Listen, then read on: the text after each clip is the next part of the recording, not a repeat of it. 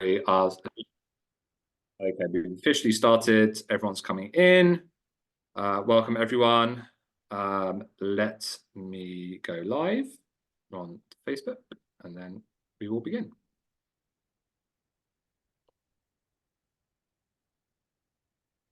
Hi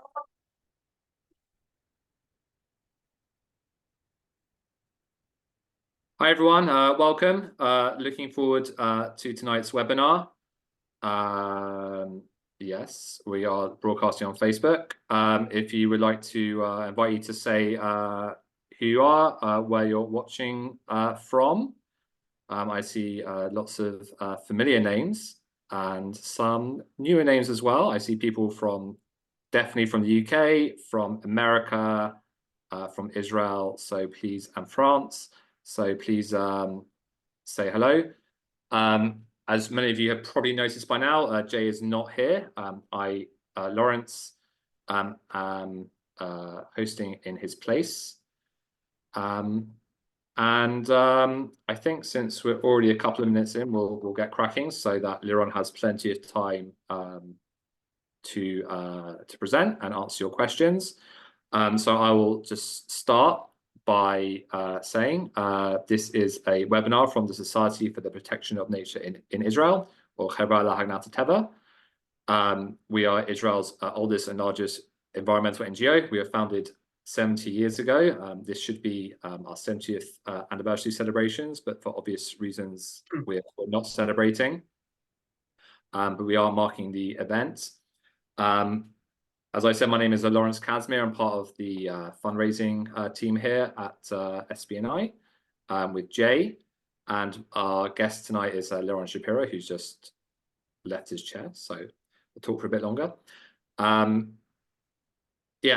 hi Nicole in France. I remember that name from many years ago.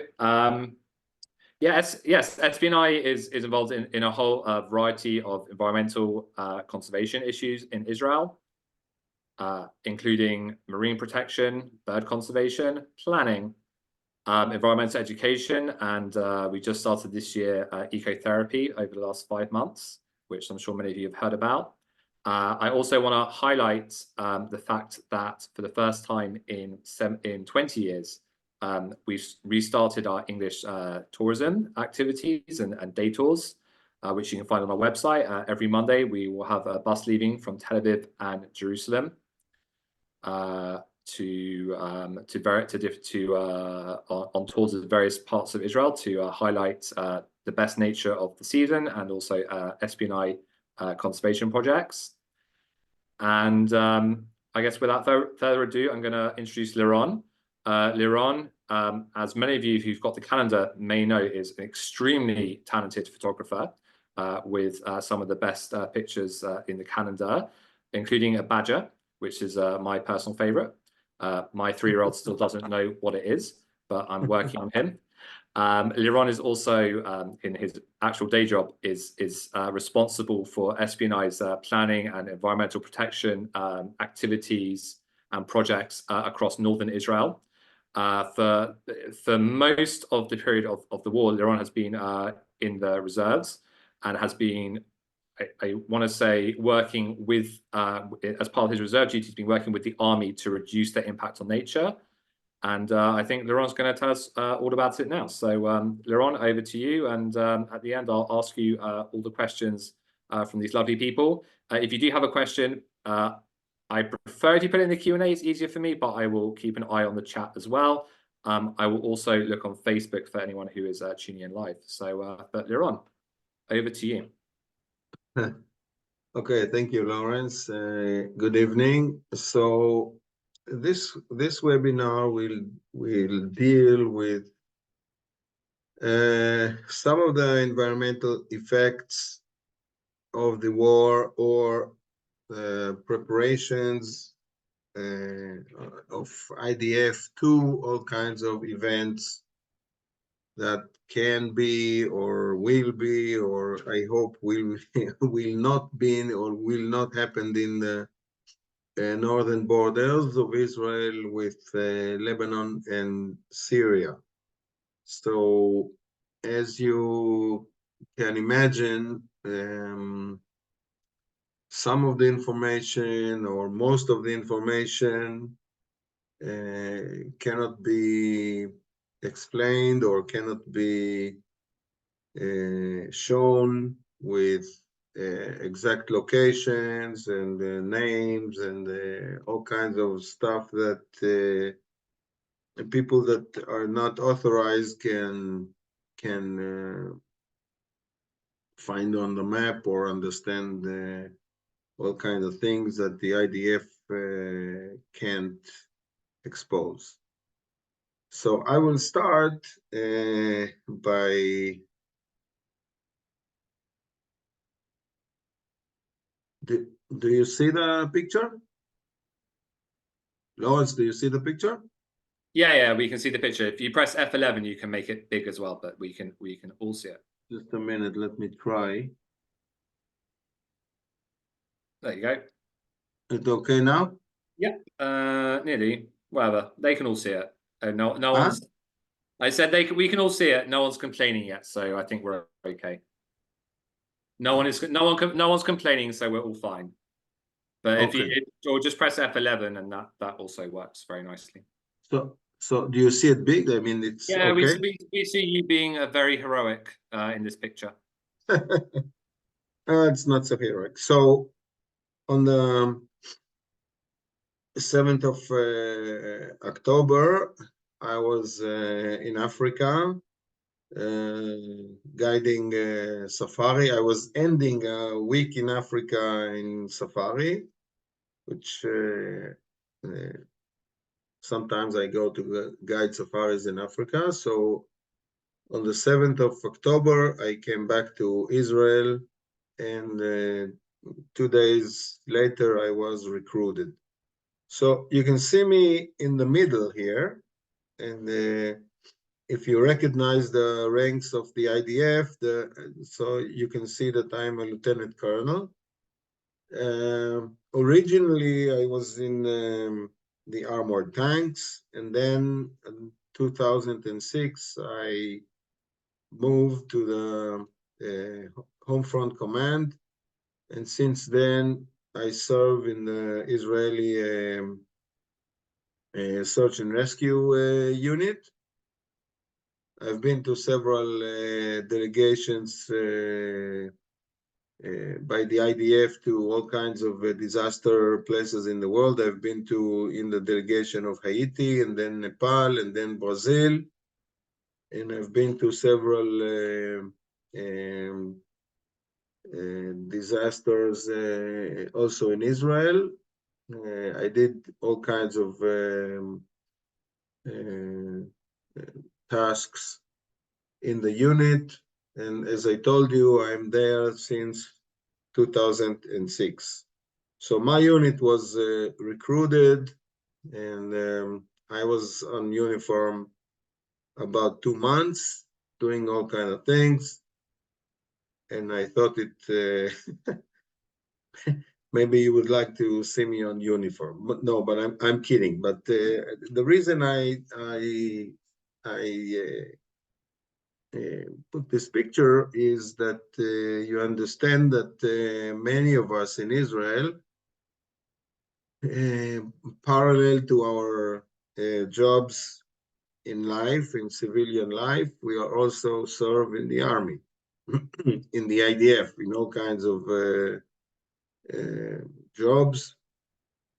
And so sometimes, and the things I'm going to show you and speak about this evening, you will see that sometimes the army activities cause damage or affect the environment, and then we are in a conflict, because on the one side we protect the environment, we try to protect the environment.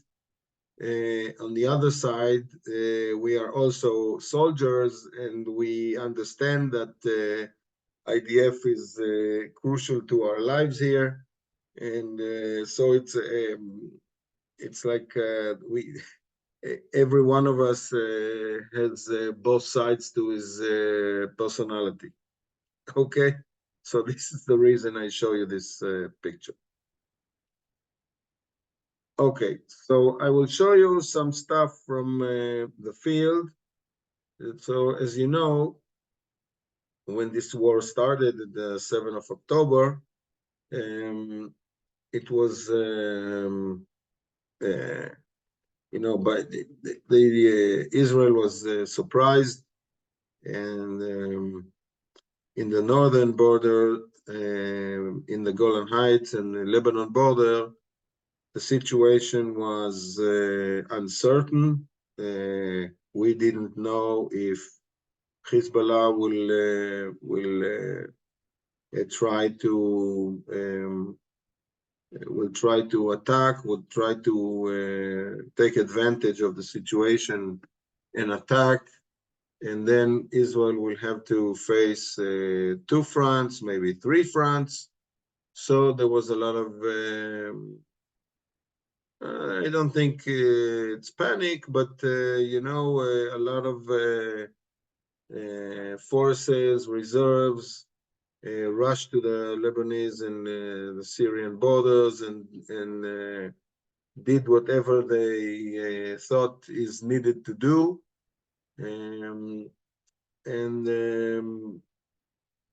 There was no order, or there was a little order, and all kinds of units did all kinds of things, sometimes without authorization, sometimes commanders on the field found themselves in all kinds of situations, and they did what they thought is needed to do for their protection. And this caused a lot of effect on the environment. So let's see some of the things that happens, and I can tell you right away that some of the things, or maybe a lot of many things,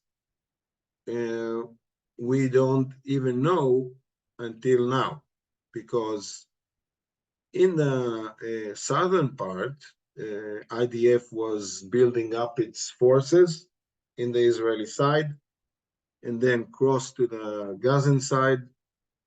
And since then, there is a war, but it's in Gaza. In the Israeli side of the border, there's no IDF, or a very small amount of soldiers and units. And so the situation is very clear. The damages to the environment is obvious. You can go everywhere and look and investigate. And the situation is clear. We know what is need to be done. The Israel established an organization called Tkuma, that his job is to reconstruct the area around Gaza, the kibbutzim, the settlements. Tomorrow they will represent their budget and plans to the government, and I guess they will start to work on reconstruction the area. In the north side, in the northern borders, the situation is much more complicated, because there is tension between Israel and Hezbollah, and between Israel and all kinds of forces on the Syrian border. The war haven't even started, and I hope it won't start, but it's a possibility. A lot of the settlements, or we can say that all of the settlements, kibbutzim and moshavim and settlement Kiryat Shmone, is evacuated. Every settlement that is close to the borders with Syria is evacuated. People does not live there. There's bombardments and missiles on houses, on kibbutzim and moshavim. Kiryat Shmona. If they see a car on the road, it can be hit by a missile or a sniper. So basically, all the roads close to the fence are blocked. You can't go there. And it means that we don't even know what is the damage. And the damage can be from all kinds of sources. I'll show you some stuff, but also fires. Now summer will start. If they'll shoot missiles or all kinds of ammunitions, it can cause big fires. There will be a problem to take them out because you can't send airplanes to deal with the fires. You can't send people to be exposed to the border. And there's a lot of uncertainty. So let's see some pictures. I will explain as much as I can, and if you have questions from time to time, I will look at the chat and try to answer. If not, by the end of the part that I will show you stuff and explain, I will open the chat and answer your questions. Don't worry, Liron, I'm still here. I'm just being Okay, fine. So one of the things that IDF need to do is to open roads and bridge all kinds of places that they need to, or they think they need to be able to mobilize all kinds of forces like tanks, like soldiers, like vehicles, etc. When you open the road, like you see here, you see that the environment is what we call Liron, you're Mediterranean. still stuck on your picture of you as a soldier. What? You're still stuck on the picture of you as a soldier. I don't know if you want to go there. Okay, just a minute. What do you see now? Still a soldier. Now? Still a soldier. So it's not something is not working good. Are you in your clicking your presentation? Hmm? Are you in your presentation? Yeah. Do you want to stop sharing and reshare again? I don't know if that will make a difference. Okay, let's try to do that.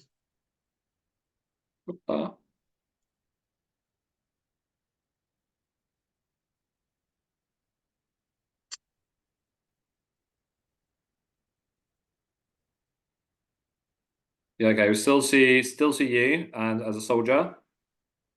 There you go. Hold on. Yeah, I see your mouse. So I think you're on the right bit. So do you want to just, yeah, there you go from the field. Yeah. I think Now? if you go, yeah, I think if you go, yeah, you go. So I don't know how far you want to. Not what you see now. Yeah, no, I see slightly. I see some lots of rock, a road, a very badly laid road. Okay, so let's try that. So you see it's a big screen.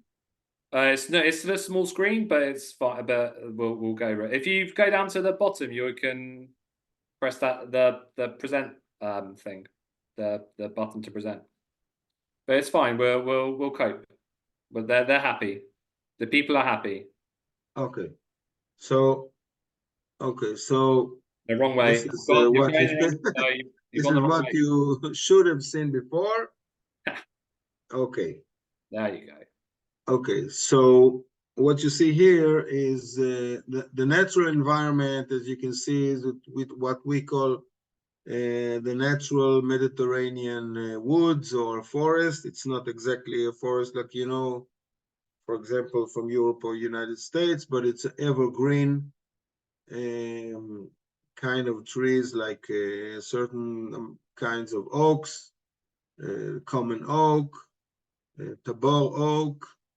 You see it's spring, winter time or springtime. You see its vegetation is green. It will remain green until May. See, from May, the vegetation will be dry. The trees will be still green, but the grass will be dry. And this is the Mediterranean woodlands part of Israel, which is Galilee, Golan Heights, and so on. So when you bridge a road, or when you construct a road through this environment, you do a lot of damage, as you can see. And this damage is physical damage. It's like a wound in the natural environment. It's also all kinds of rubble and rubbish and all kinds of stones, maybe gravel that doesn't belong to the area. You see, usually when you do things like that in an ordinary way or in the way it should be done, you would see the environmental construction and rehabilitation going on with the construction work. So now, because everybody's in a hurry and the army is doing that without proper planning, because they doesn't have time, so you can see that the land is it's like it's like a wound in the land, and it stays like that. It's not rehabilitated, and you see there's a lot of damage. Here you can see how does it looks. You see that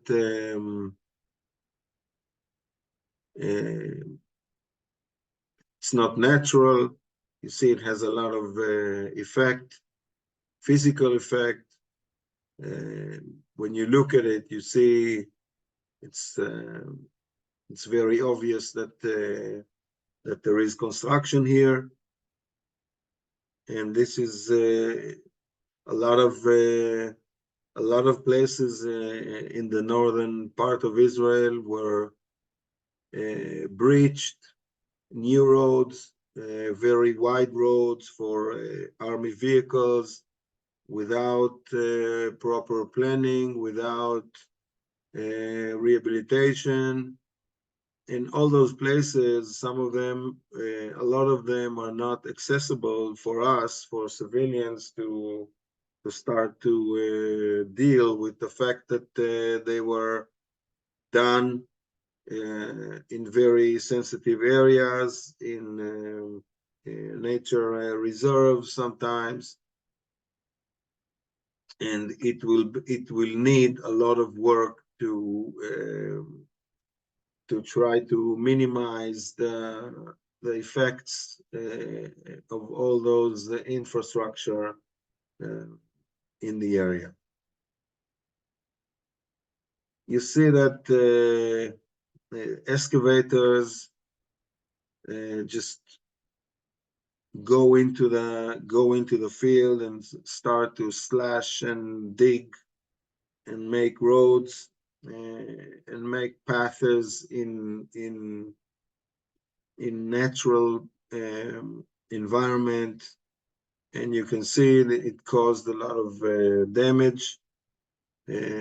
Another thing that happens is that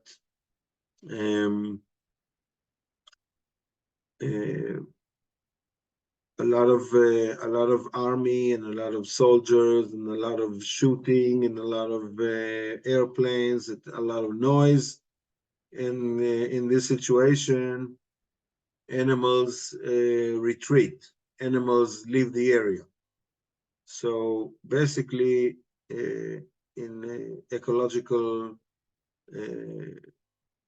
in the ecological way, there is a damage that is not be seen as physical damage like you see here, but the vanish of the natural animals that used to live here. And when predators leave the area, grazers leave the area, the whole ecological system changes. So this is also something that happens. Here you see,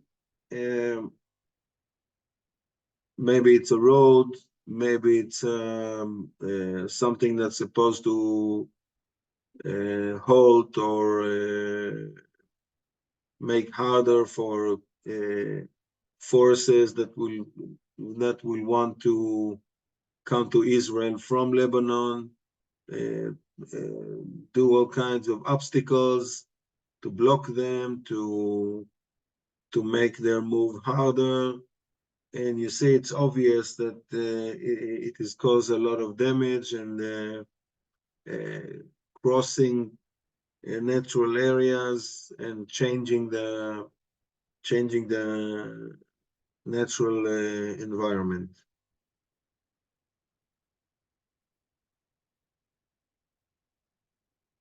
Here you see an example. You see army vehicles, tanks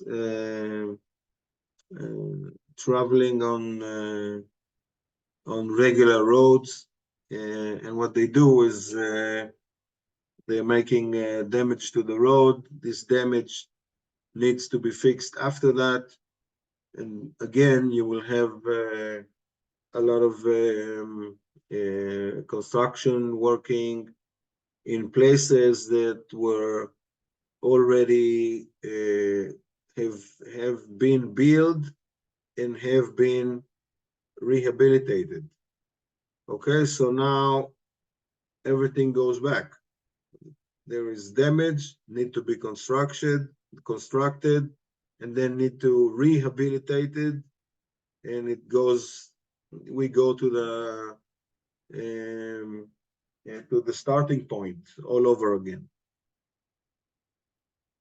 One of the things that happens is you see all kinds of trash from army activities, from construction. Everybody's in a hurry. Everybody's is doing whatever they need to do in the fastest way they can do. They can do it.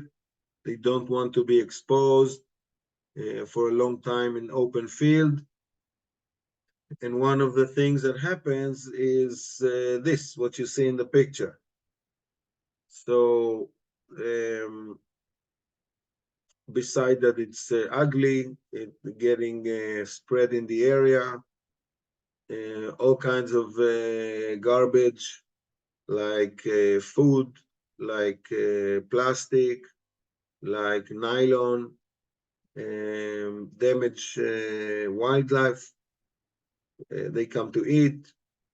They can get tangled with the plastic containers and all kinds of stuff like that.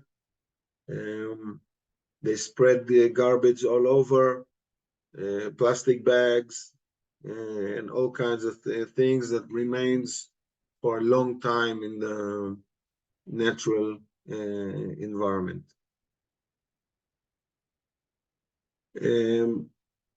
When you deal with the natural environment and you do all kinds of interference, one of the things you need to cut trees. This is what you see here is oak. Oak in Israel is a protective species. Usually we don't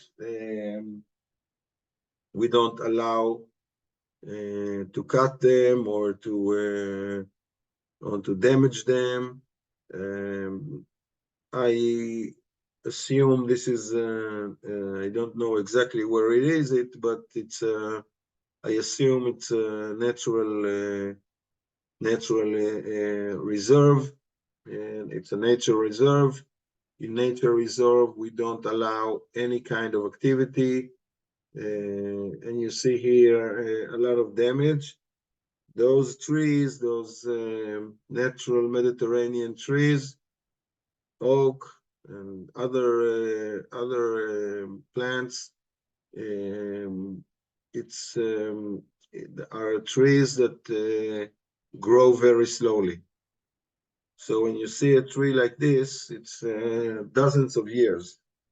So it's a real damage, and it will take maybe 40, 50 years and more for trees like this to grow again. And when you see that heavy machinery compress the land,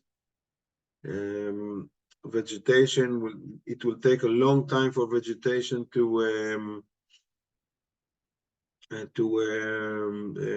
start grow again, if the army will close the road. I mean, if the army will tell us, okay, you can I don't need this area anymore, and you can start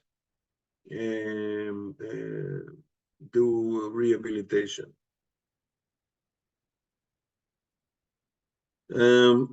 This is the Forest Service of Israel. I guess you know it. It's not a native forest. It's planted trees. These are pines. And you see that also there is a lot of damage here. A lot of these pine forests that were planted by man, used for recreation, for people, for bicycle, for picnic, for traveling. And now you see how it looks. It's not so nice. And Hold on, Liron, is this a JNF KKL forest when you said yeah, okay, yeah, it's okay. JNF, yeah. So these are non-native trees. These are just the regular JNF pine trees. Right.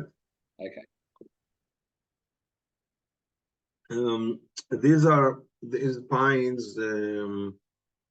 They get burned very quickly. As summer gets in, rains will stop, and if they will be shooting here missiles, mortars, stuff like that, I guess we will have vast fires that we won't be able to deal with, because some of the areas close to the border are not accessible. And you can't, and also you can't send planes to fight the fire, because they will be exposed also.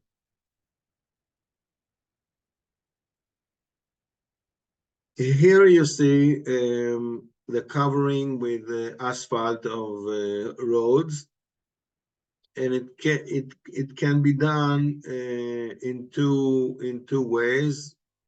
One is covering existing road to make it more access to all kinds of vehicles, and the other way is to make a new road and then cover it with asphalt. So and in this way, of course, the damage is twice as big, because there wasn't any road there before, and then you do the road, you cover it with all kinds of aggregates, and then cover it with asphalt. One of the problems with aggregates is that they are brought from all kinds of places where they mine them from from mountains and so. And then on the sides of the asphalt, you see it's white, the white color, the light color. These are all kinds of aggregate that are used to be the base of the road, and it tends to grow all kinds of invasive species of plants. And this is a real threat on the natural environment, because they start to spread and they have the road. And if it's a long road and it goes in the heart of natural areas, you really bring you make it very accessible and very easy for invasive plants to spread inside natural areas, and it's a real problem. The last pictures I'll show you is from the seashore. You will see sand dunes, which are very special, and we don't have a lot of these sand dunes remains in Israel, because people like to live by the sea, people like to build cities by the sea, and there is a lot of a very small amount of nature reserves like this. This is one of the areas that was we had a struggle here against all kinds of constructions and all kinds of plans to build in this area for 20 years, and we finally were succeeded to we have a very big success here in keeping this area for the public and for nature.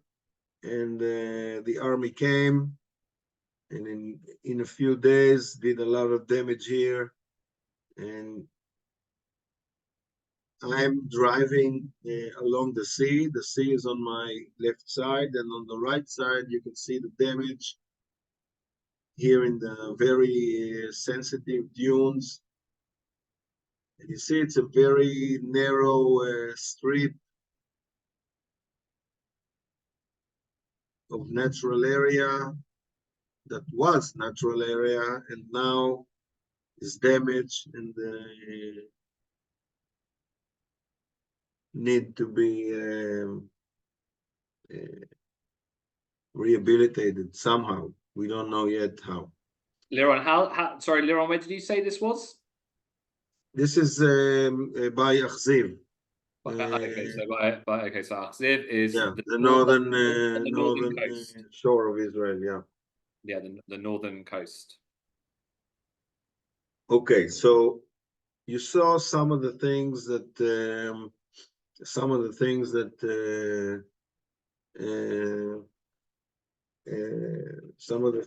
happened. So what is the IDF plans to do in the northern district, mainly along the Lebanese border, but also in the Golan Heights? So IDF will increase dramatically the amount of military infrastructure, soldiers, bases, and all kinds of infrastructures like roads, like antennas, like places where all kinds of army activities can hide or can be active from. And this will be happening the next 1 or 2 years.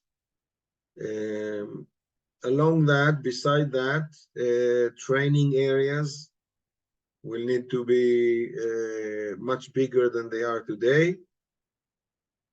And as we look at the wide picture, we understand that IDF will be present and will be active much more than we know today, or much more than we knew until today, or until the war. So first of all, we have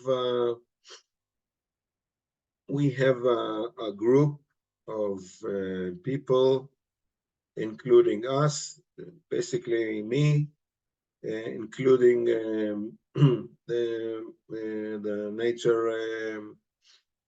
nature Parks Authority, JNF, and the other organizations of Israel, working with the army as a working team to try to minimize the effects of IDF on the northern natural environment. We meet in the northern main base of the army by Tzfat. We meet every week.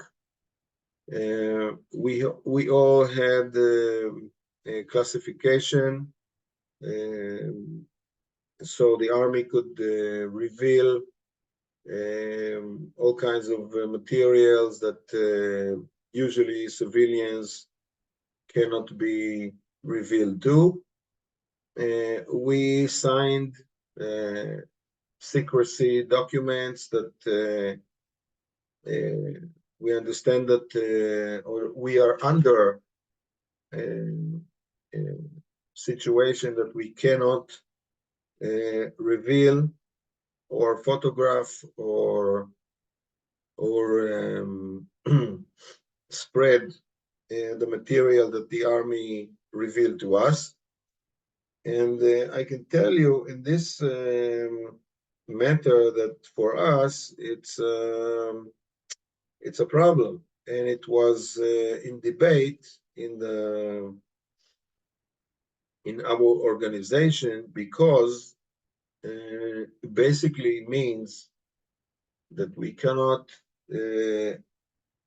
fight. Okay, I say fight. I'm not sure that it's the right word for these days, but we cannot fight against the army regarding to damage to the environment in the way we used to do. Okay, what do I mean? I mean that in the past, because SPNI is a civilian organization, basically we don't have any limitations to fight organizations, including the army, in the media, in the court, when we think that they do stuff which is not necessarily should be done to the environment, or is not justified, or the damage is too big, and so on. So we had in the last years a couple of very strong struggles against the army in all kinds of things that the army wanted to do, to cross streams and to do roads here and there, and to open areas, or to build all kinds of training facilities in all kinds of places. And we used to raise a struggle with the public, in the media, sometimes in court. And for us, it's a very basic ability that we must keep. So in this new situation, the ability to struggle or to oppose the army in the media or in court is basically not existed anymore. And we had to find or to think of ways to to try to minimize the effect on the environment. And one of the things was to have this forum with the army, try to be in a dialogue with the army in purpose to try to agree with them, or to be in dialogue with them to minimize the effect on the environment. So basically, this is the solution. So we meet every Thursday, and I can tell you that one of the things that happens that now I know, I think 100 times more about the activities of IDF, comparing to what I knew before the war, or before this team was established. So this is the positive consequences. The negative consequences is, I told you that our ability to try to press, or try to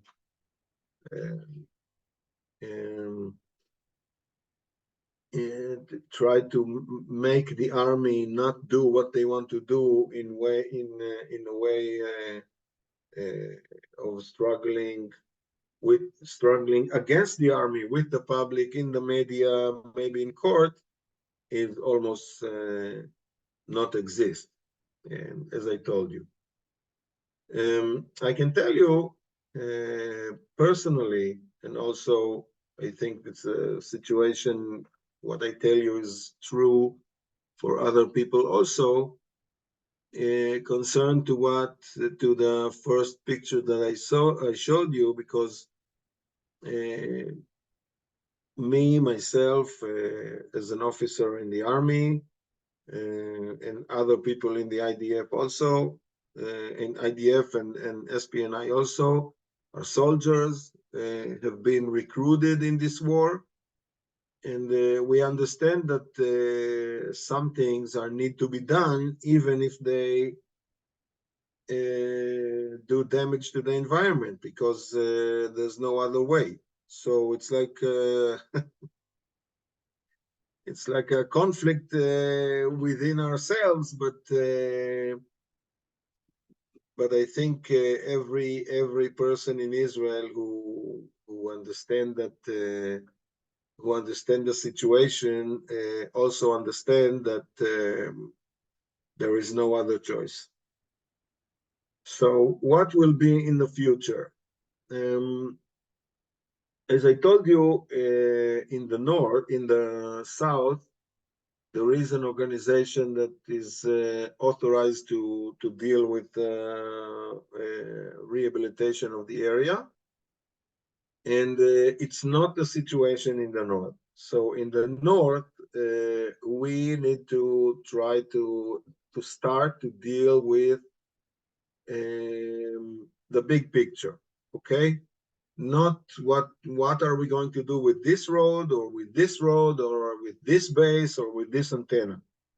In the larger scale, in the macro scale, we need to start deal with